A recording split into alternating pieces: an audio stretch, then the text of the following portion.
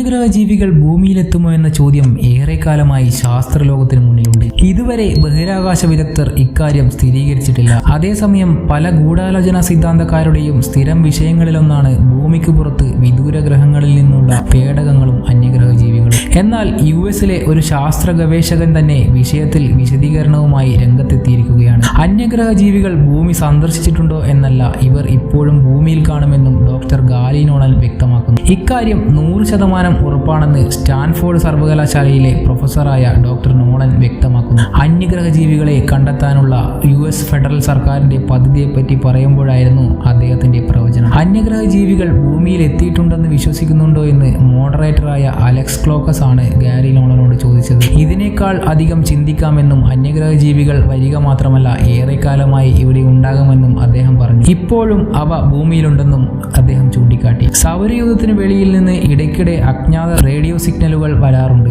ഇത്തരത്തിൽ 1977 വിദൂര പ്രപഞ്ചത്തിൽ നിന്ന് ലഭിച്ച വൗ സിഗ്നൽ സാധാരണ ബാക്ക്ഗ്രൗണ്ട് റേഡിയേഷനെ അപേക്ഷിച്ച് 30 ഇരട്ടി ശക്തമായിരുന്നു എന്നും അദ്ദേഹം പറഞ്ഞു. എന്നാൽ വാൽ നക്ഷത്രങ്ങൾ ഉൾപ്പെടെയുള്ളവയുടെ പ്രവർത്തനം വഴിയാകാം ഈ തരംഗങ്ങൾ രൂപപ്പെട്ടത് എന്നാണ് ശാസ്ത്രജ്ഞർ പറയുന്നത്.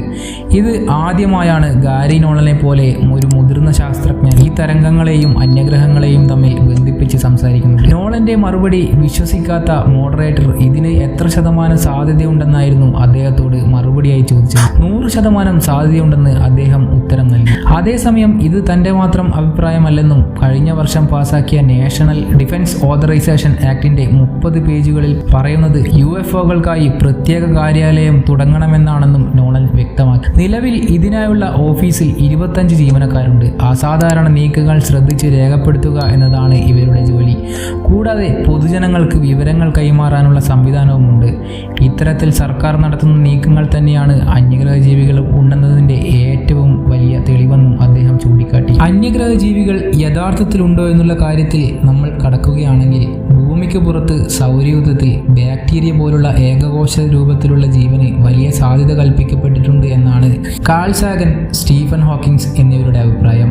കാൾ സാഗൻ, സ്റ്റീഫൻ ഹോക്കിൻസ് തുടങ്ങിയവരുടെ അഭിപ്രായത്തിൽ ഭൂമിക്ക് പുറത്ത് ജീവൻ ഇല്ലാതിരിക്കാനുള്ള സാധ്യത വളരെ കുറവാണെന്നാണ്. അവിടങ്ങളിൽ ജീവന് സ്വതന്ത്രമായി ഉത്ഭവിച്ചതോ അല്ലെങ്കിൽ പാൻസ്പെർമിയ സിദ്ധാന്ത പ്രകാരം പുറത്തുനിന്ന് എത്തപ്പെട്ടതോ ആകാം. അടുത്ത കാലത്ത് നടത്തിയ കമ്പ്യൂട്ടർ സിമുലേഷനുകൾ കാണിക്കുന്നത് ജീവൻ ആവശ്യമായ ഓർഗാനിക് തന്മാത്രകൾ ഗ്രഹരൂപീകരണ സമയത്തെ തന്മാത്രാ മേഘപടലങ്ങളിൽ തന്നെ ഉണ്ടായിരുന്നു എന്നാണ്. അതുകൊണ്ട് തന്നെ മറ്റു നക്ഷത്രങ്ങളിലും ഗ്രഹങ്ങളിലും ജൈവ തന്മാത്രകൾക്കുള്ള സാധ്യത തള്ളിക്കളയാനാകില്ല എന്നാണ് ശാസ്ത്രജ്ഞന്മാരുടെ അഭിപ്രായം. സൗരയൂഥത്തിൽ ശുക്രൻ, ചൊവ്വ, വ്യാഴത്തിന്റെ ഉപഗ്രഹമായ യൂറോപ്പ, ശനിയുടെ ഉപഗ്രഹങ്ങളായ ടൈറ്റാൻ, എൻസെലാഡസ് എന്നിവിടങ്ങളിൽ ജീവസാധ്യത വളരെ കൂടുതലാണ്.